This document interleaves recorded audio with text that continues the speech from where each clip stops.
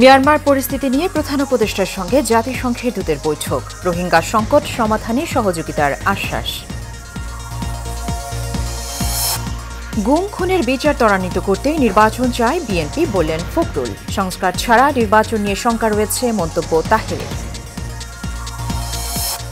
ডাকসু নির্বাচনে চটকদার ইশতেহার দেখে নয়, প্রার্থী দেখে ভোট দিতে চান ভোটাররা। প্রাধান্য পাবে ব্যক্তিত্ব ও মনুষ্যত্ব। এবং কুমিল্লায় লরির নিচে চাপা পড়ে প্রাইভেট কারের 4 আরোহী নিহত, আহত হয়েছেন সিএনজি অটোরিকশার আরও 2 যাত্রী।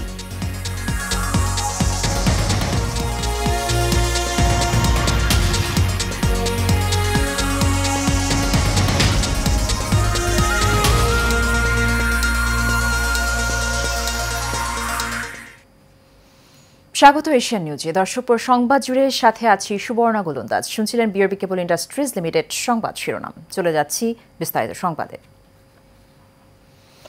মিয়ানমারে মানবাধিকার পরিস্থিতি নিয়ে প্রধান উপদেষ্টা অধ্যাপক মোহাম্মদ ইউনুসের সঙ্গে সৌজন্য সাক্ষাৎ করেছেন জাতিসংঘের বিশেষ প্রতিবেদক টম অ্যান্ড্রুস।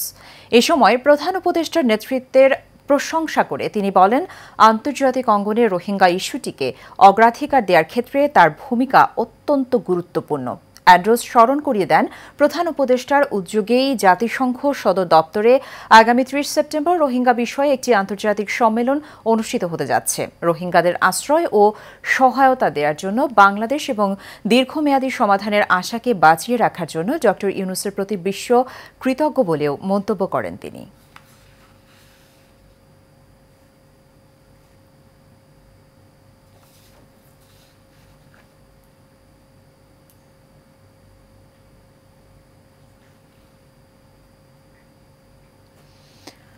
দ্রুত সংস্কার না হলে নির্বাচন নিয়ে জনগণের মধ্যে শঙ্কা তৈরি হবে বলে মন্তব্য করেছেন বাংলাদেশ জামাত ইসলামীর নায়েবে আমির ডাক্তার সৈয়দ আবদুল্লাহ মোহাম্মদ তাহের।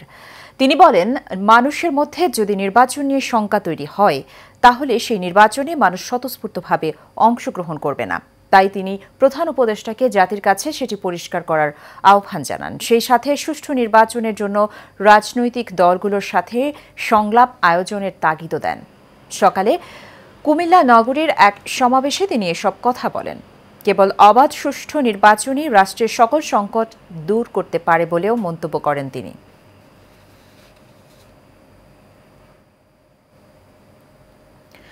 ঢাকা বিশ্ববিদ্যালয় কেন্দ্রীয় ছাত্র সংসদ ডাকসু নির্বাচনের চটকদার ইশতেহার দেখে নয়, প্রার্থী নির্বাচন হবে ব্যক্তির ইমেজের ওপরে, যেখানে প্যানেলের চেয়ে বেশি প্রাধান্য পাবে প্রার্থীর ব্যক্তিত্ব এবং ছাত্রদের সাথে ঘনিষ্ঠতার উপরে। বেশিরভাগ সাধারণ শিক্ষার্থীরাই এবারে এমন প্রার্থীকে বেছে নেবে বলে জানান। কাউসার আহমেদের রিপোর্টে দেখুন বিস্তারিত। ঢাকা বিশ্ববিদ্যালয়ের শিক্ষার্থীদের চায়ের আড্ডা তো বটেই, সারা দেশের মানুষের আলোচনার কেন্দ্রবিন্দু এখন ঢাকা বিশ্ববিদ্যালয়ের কেন্দ্রীয় ছাত্র সংসদ ডাকসু নির্বাচন। সেই নির্বাচনকে ঘিরে ইতিমধ্যে ইশতেহার ঘোষণা করেছেন প্রার্থীরা। তবে সাধারণ শিক্ষার্থীরা বলছেন, নির্বাচনের আগে এমন আশা দেখানো চিরচারিত ব্যাপার। ইশতেহার দেখে নয়, ভোট দেবেন ব্যক্তির ইমেজের উপর। অনেক রং বেরঙের ইশতেহার দেখতেছি আমরা, ইভেন হচ্ছে খুব কালারফুল ইশতেহার। ওই ইশতেহারগুলো কতটা ফিজিবল এটা হচ্ছে সময় বলে দিবে। ওটা হচ্ছে ভোটারদেরকে হচ্ছে অ্যাট্রাক্ট করার জন্য এই ধরনের ইশতেহার দেওয়া খুব স্বাভাবিক। আপনি হইলে আপনিও দেখা যেত যে কি এই ধরনের কালারফুল ইশতেহার দিতে, ওটা হচ্ছে শুভকামনা সবার জন্য। চটকদার ইশতেহার এবং অনেক ইশতেহার হচ্ছে যেটা আমাদের কাছে বাস্তবিকভাবে মনে হয় যে এটা বাস্তবায়ন করা খুব একটা বেশি সহজ বিষয় না। সেক্ষেত্রে আমরা চটকদার ইশতেহারের দিকে না তাকিয়ে আমাদের ব্যাপারটা দেখতে হবে যে কার আসলে কাজ করার বা বিষয়টা এগিয়ে নেওয়ার বা কতটা কৌশল সে অবলম্বন করতে পারে বিভিন্ন কাজের ক্ষেত্রে। আমরা মূলত প্যানেল বা অন্য কোনো দল বা গোষ্ঠী বাদ দিয়ে আমরা ব্যক্তি দেখব যে সাধারণ শিক্ষার্থীদের জন্য কাজ করবে। আমরা এরকম ব্যক্তিকে চাচ্ছি যারা আমাদের কল্যাণের জন্য কাজ করবে। সাধারণ শিক্ষার্থীদের ডাকসু নিয়ে প্রত্যাশা অনেক, তবে বেশিরভাগের দাবি নির্বাচিতরা কাজ করবেন আবাসন এবং ক্যান্টিনের খাবারের মান উন্নয়নে। আসলে আমরা এমন একটা ডাকসু চাই যেই ডাকসুতে আসলে ছাত্রদের অধিকার প্রতিষ্ঠিত হবে। সর্বপ্রথম ঢাকা বিশ্ববিদ্যালয়ের যে সমস্যাটা সেটা হচ্ছে যে আপনার আবাসন সংকট। তো ছাত্র প্রতিনিধি থেকে যারাই নির্বাচিত হবে ইনশাল্লাহ তারা যেন ছাত্রদের অধিকার আদায়ের জন্য কাজ করে। প্রথমত আমাদের হলের ক্ষেত্রে প্রথমে বৈধ সিট, যে আমরা একটা বিশ্ববিদ্যালয়ে এসেছি যে প্রথম বর্ষেই যেন আমরা একটা সিঙ্গেল বেড এবং সিঙ্গেল টেবিল পাই যে পড়াশোনা করার জন্য। কিন্তু আপনারা দেখবেন যে এক বেডে আমরা 2 জন থাকি, পড়ার ঠিক মতন জায়গা নেই, খাবারের মান খারাপ। ইশতেহার দেখে যদি দেখি যে আমার যে ভিশন আছে ভার্সিটির জন্য ওইটার সাথে মিল হয় তাই দিতে পারি। জাতীয় সংসদ নির্বাচনের আগে ডাকসুর এই ভোট নানান কারণেই গুরুত্ব বহন করে। কাউসার আহমেদ, এশিয়ান টেলিভিশন, ঢাকা। পদুয়া বাজারের বিশ্ব রোড এলাকায় সড়ক দুর্ঘটনায় একই পরিবারের 4 জন নিহত হয়েছেন। দুপুর 1টার দিকে এই দুর্ঘটনা ঘটে। একই সময়ে লরির নিচে চাপা পড়ে সিএনজি অটোরিকশার আরও 2 যাত্রী আহত হন। ফায়ার সার্ভিস জানিয়েছে, দুর্ঘটনার খবর পেয়ে চুয়াড়াবাজার ফায়ার স্টেশনের 2টি ইউনিট ঘটনাস্থলে গিয়ে হতাহতদের উদ্ধার করে। তারা আরও জানায়, একটি কাভার্ড ভ্যান উল্টে প্রাইভেট কারের উপরে পড়ে এই হতাহতের ঘটনা ঘটেছে। নিহতরা সবাই প্রাইভেট কারের যাত্রী। তারা হলেন কুমিল্লার বরুড়া উপজেলার হোসেনপুর গ্রামের মোহাম্মদ ওমর আলী, তার স্ত্রী নূরজাহান বেগম, ছেলে আবুল হাশেম ও আবুল কাশেম।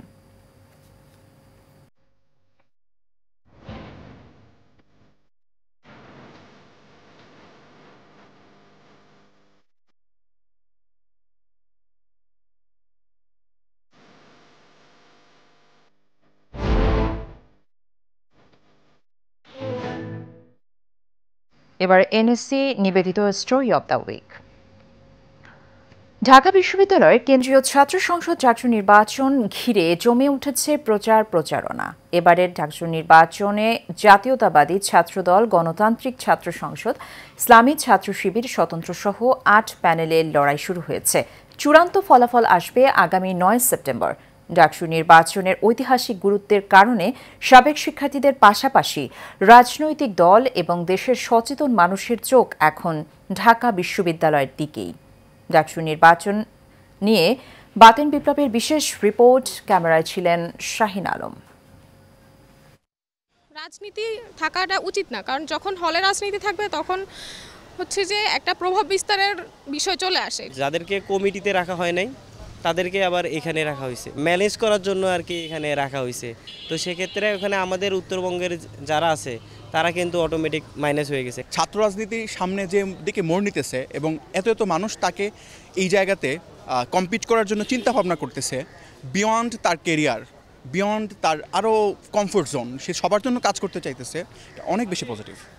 প্রতিষ্ঠার পর অর্থাৎ 1923-24 শিক্ষাবর্ষ থেকে বিগত 1 শতাব্দীরও বেশি সময়ে ঢাকা বিশ্ববিদ্যালয়ে কেন্দ্রীয় ছাত্র সংসদের নির্বাচন হয়েছে মাত্র 37 বার।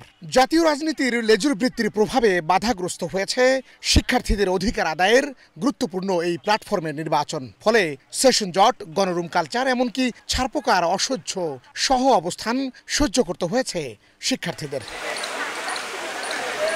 আসন্ন নির্বাচনে সেই সব সংকট সমাধানের প্রতিশ্রুতি দিয়ে সামনে আসা প্রার্থীরা নতুন সম্ভাবনাও যোগ করছেন। এ নিয়ে তুমুল তর্ক বিতর্কের ঝড় উঠছে প্রতিদ্বন্দ্বীদের মধ্যে।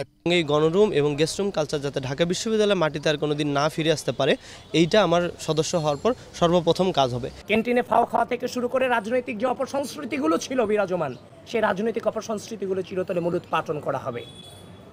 এবং ঢাকা বিশ্ববিদ্যালয়ের স্টুডেন্ট ফার্স্ট ইয়ারে ঢোকার পরে বিশ্ববিদ্যালয়ে তার পড়াশোনা, রেজাল্ট, গবেষণা, সহশিক্ষা এবং পরিপূর্ণ ব্যক্তিত্ব সম্পন্ন এবং দেশপ্রেমিক হিসেবে গড়ে তোলবার জন্য যা যা প্রয়োজন বাংলাদেশ জাতীয়তাবাদী ছাত্রদল তার দিকে ফোকাস করবে। ডাকসু নিয়ে বিভিন্ন গণমাধ্যমের আগ্রহ কতটা তুঙ্গে সেটি ফুটপাত থেকে রাজপথ, এমনকি গাছতলা থেকে পাঁচতলা সবখানেই প্রমাণ মিলছে। কবিতার মতো আবৃত্তি করে মিথ্যা বলবেন, কবিতার মতো আওয়ামী লীগের ওয়েবসাইট থেকে মিথ্যা বলবেন। আমি এটা ছাত্র রাজনীতি নিষিদ্ধের এগেইনস্টে যারা ছিলেন এখনো পর্যন্ত ছাত্রদল যখন রাজনীতি করতে যায় তখনই আপনারা এই মবগুলো সৃষ্টি করেন। ঢাকা বিশ্ববিদ্যালয় শিক্ষার্থী সংসদ ও ঢাকা বিশ্ববিদ্যালয় পরিবার, এই দুই গ্রুপে হরদম প্রচারণায় ব্যস্ত বিভিন্ন প্যানেলের শিক্ষার্থীরা। এতে মতামত দিচ্ছেন ভোটাররাও। ফলে কার মাথায় উঠছে ডাকসুর বিজয়ের মুকুট সেটি সময়ই বলে দেবে।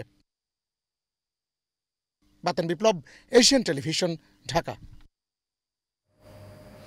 গুম খুনের বিচার ত্বরান্বিত করতে বিএনপি নির্বাচন চায় বলে জানিয়েছেন বিএনপির মহাসচিব মির্জা ফখরুল ইসলাম আলমগীর। বিকেলে মানিক মিয়া এভিনিউতে গুমের শিকার ব্যক্তিদের স্মরণে মায়ের ডাক আয়োজিত মানববন্ধনে এসব কথা জানিয়ে তিনি বলেন, গুম খুনের বিচার করতে এ সরকার সম্পূর্ণ ব্যর্থ হয়েছে। আরও জানাচ্ছেন শরীফুল ইসলাম। গুমের শিকার ব্যক্তিদের স্মরণে রাজধানীর মানিক মিয়া এভিনিউতে মায়ের ডাক আয়োজিত এই মানববন্ধনে জড়ো হন বিগত সরকারের আমলে স্বজনহারা পরিবারের সদস্য ছাড়াও আরও অনেকে। এ সময় গুম হওয়া পরিবারের সদস্যরা অন্তর্বর্তী সরকারের কাছে স্বজনদের সন্ধান ও স্বৈরাচার শেখ হাসিনার বিচার দাবি করেন। আজ আমরা দুই ভাই বোন এতিম, আমার মা অসহায়, বহু মানুষের কাছে গিয়েছি কিন্তু আশ্রয় পাইনি।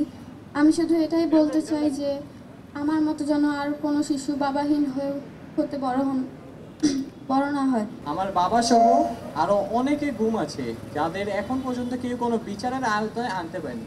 যারা আমার বাবাদেরকে গুম করেছে তাদের কোনো একটা বিচারের আওতায় আমরা দেখতে চাই।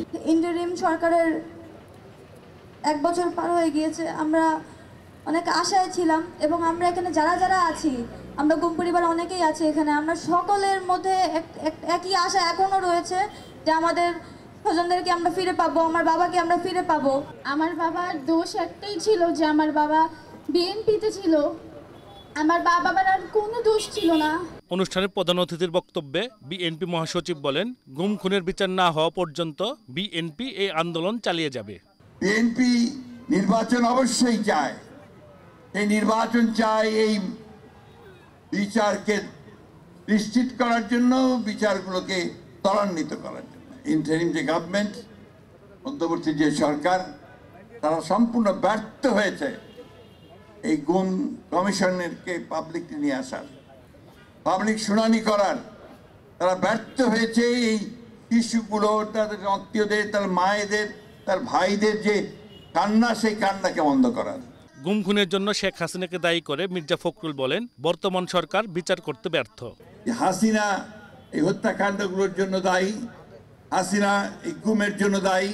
সুতরাং হাসিনার বিচার অবশ্যই হতে হবে, এই দেশের মাটিতে হতে হবে এবং তার সর্বোচ্চ শাস্তি হতে হবে। আমরা এই আন্দোলনের সঙ্গে ছিলাম, আমরা এই আন্দোলনের সঙ্গে আছি এবং এই আন্দোলনের শেষ পর্যন্ত, যতদিন পর্যন্ত না আমরা যে শাস্তি দিতে পারবো ততদিন পর্যন্ত আমরা তাদের সঙ্গে আছি। অনুষ্ঠান শেষে মায়ের ডাক আয়োজিত আলোকচিত্র প্রদর্শনী উদ্বোধন করেন মির্জা ফখরুল। শরফুল ইসলাম, এশিয়ান টেলিভিশন, ঢাকা।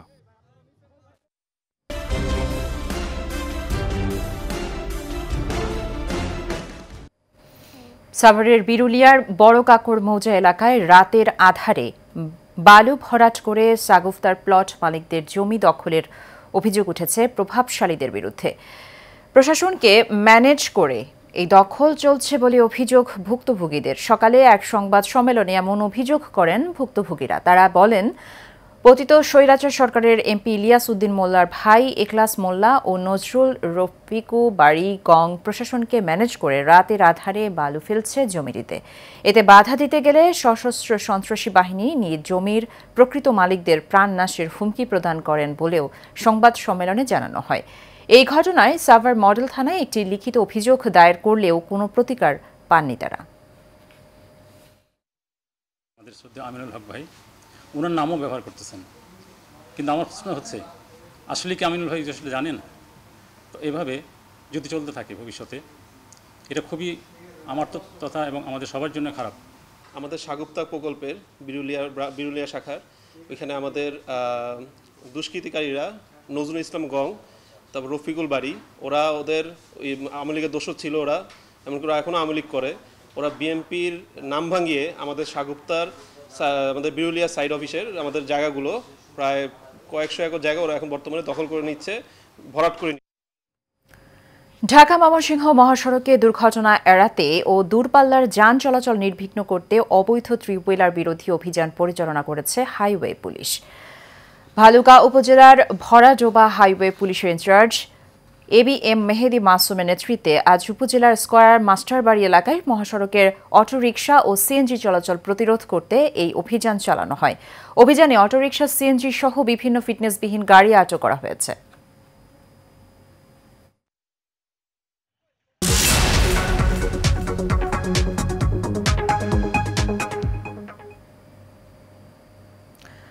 আবারও লাগামহীন নিত্যপণ্যের বাজার। সপ্তাহের ব্যবধানে বেড়েছে সব ধরনের পণ্যের দাম। বিশেষ করে শাকসবজি কিনতে হিমশিম খাচ্ছেন সাধারণ ক্রেতারা। এমন অবস্থায় সরকারকে দ্রুত বাজার নিয়ন্ত্রণে মনোযোগী হতে তাগিদ দিয়েছেন তারা। সোহাগ মিয়ার ক্যামেরায় ওয়ালিদ সিদ্দিকীর রিপোর্ট। নিত্যপণ্যের ঊর্ধ্বগতিতে মাছে ভাতে বাঙালির এখন ডাল ভাত জোটানোই কঠিন হয়ে গেছে। নতুন করে না বাড়লেও আগের বাড়তি দামেই বিক্রি হচ্ছে সব ধরনের চাল। মসুর ডাল আরও এক দফা বেড়ে বিক্রি হচ্ছে 160 টাকায়। কাঁচামরিচের ঝালে আর পেঁয়াজের ঝাঁজে নাকাল সাধারণ ক্রেতারা। আমদানির পরও পেঁয়াজ বিক্রি হচ্ছে 80 টাকায়, আর মরিচ চলে গেছে ক্রয় ক্ষমতার বাইরে। চালের বাজারটা আগের মতনই আছে, বাড়তি দামটাই আছে, দাম এখনো কমে নাই। যদি ইন্ডিয়ান চালটা ঢুকে তাহলে বাজারটা একটু কমবে। মিনিকেট চাল আমরা 80 থেকে 85 টাকা বিক্রি করতেছি, নাদির চাল 80 থেকে 90, 28 চাল 60 থেকে 65। আপনার বর্তমানে হইতেছে আপনার মুসুর ডাল কেজিতে পারছে আপনার 30 টাকা, আগে বিক্রি করতাম আমরা 130 টাকা, এখন বিক্রি করতে হইতেছে 160 টাকা, 150 টাকা, 52 টাকা আমাদের কিনা পড়ে, 60 টাকাতে ব্যস্তাই লাগবে। আর পেঁচে আপনার আগে বিক্রি করতাম হইতেছে অনেক আগে হইতেছে বিক্রি করতাম হইতেছে পেঁচ 60 টাকা 65 টাকা, এখানে বিক্রি করতে হইতেছে 80 টাকা, আঙ্গুরে 76-77 টাকা কিনা পড়ে পাইকারি বাজারে। টানা বৃষ্টি দুঃসংবাদ ডেকে এনেছে সবজির বাজারে। 100 টাকার নিচে মিলছে না কোনো সবজি। ভেন্ডি 80 টাকা, পটল 80 টাকা, তারপর হলে বেগুন 120 টাকা কেজি, সাদা বেগুন 130 টাকা কেজি, লম্বা বেগুন 120, সরষা 100 টাকা, তারপর হলো গাজর 120 টাকা কেজি। দাম কমবে আপনার এই যে শীত গেলে, বন্যা বাদল না গেলে, বৃষ্টি বাদল না গেলে, পানি টান না দিলে কাম হইব না। সাধারণ মানুষের জন্য, আমাদের জন্য টিকে থাকাই কষ্টকর বর্তমানে। এদিকে মানে কারোর কোনো পদক্ষেপ নাই, কোনো গুরুত্ব নাই, জবাবদিহিতা নাই, যেটা যেভাবে যার যেভাবে খুশি সেভাবে চলতেছে, মানে কোনো কিছুর নিয়ন্ত্রণ নাই। হঠাৎ সংকট নেমে এসেছে ডিমের সরবরাহে। ডিমের দাম ডজন প্রতি বেড়েছে 20 টাকা। অন্যান্য খাদ্যপণ্যের মতো মাছ, মাংস ও মুরগির দামও সাধারণ ক্রেতাদের ক্রয় ক্ষমতার অনেক বাইরে। হঠাৎ করে এখন দেখছি 145 টাকা ডজন। হঠাৎ করে এত বাড়ছে, এটা আসলে আমাদের জন্য যারা নিম্ন আছে, যারা স্টুডেন্ট আছে, ব্যাচেলার থাকে, তাদের জন্য অনেক কষ্ট। আস্তে আস্তে যখন পানিটা কমে যাবো, মাছের চাহিদার বেশি হলে মাছের দামটা কমে যাবো। ব্রয়লার হইলে আপনার 180-85 এরকম বিক্রি করতেছে, আর লালটা 330-40 এরকম বিক্রি করতেছে। সবসময় দেখেই যাই, খাইতে পারি না, দুঃখ লাগে ওই জায়গায়। প্রতিদিন বাড়ে, প্রতিদিন প্রতি হাটেই বাড়ে, কম কখনোই পাই নাই, আজ পর্যন্ত কম পাই নাই, বাড়তি আছে, বাড়তি আছে, আমাদের নাগালের বাইরে। আমাদের যে আয়, সরকারের উচিত এটা আসলে পর্যবেক্ষণ করা, নিয়ন্ত্রণ করা, যাতে অন্তত সাধারণ মানুষ যারা আছে তারাও যাতে অন্তত খাইতে পারে। ইলিশ মাছটা তো আমাদের মাছ, জাতীয় মাছ। এমন অবস্থায় দ্রুত বাজার নিয়ন্ত্রণ ও সিন্ডিকেট ভেঙে দিতে যথাযথ পদক্ষেপ নিতে সরকারের প্রতি তাগিদ দিয়েছেন ক্রেতারা। Walid Siddiqui, Asian television, Dhaka. শেষ করব এশিয়ান নিউজ, তার আগে বিআরবি কেবল ইন্ডাস্ট্রিজ লিমিটেড সংবাদ শিরোনামগুলো জানিয়ে দেব আরও একবার।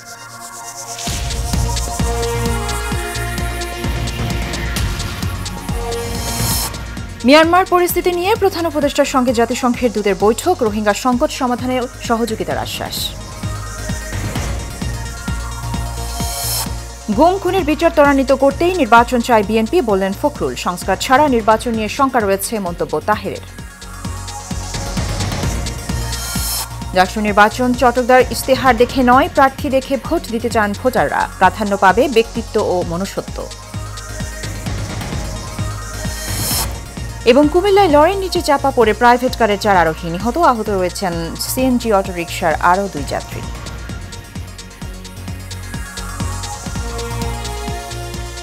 এশিয়ান নিউজ এ পর্যন্তই। আমাদের পরবর্তী সংবাদ দেখার আমন্ত্রণ রইল। ধন্যবাদ সাথে থাকার জন্য।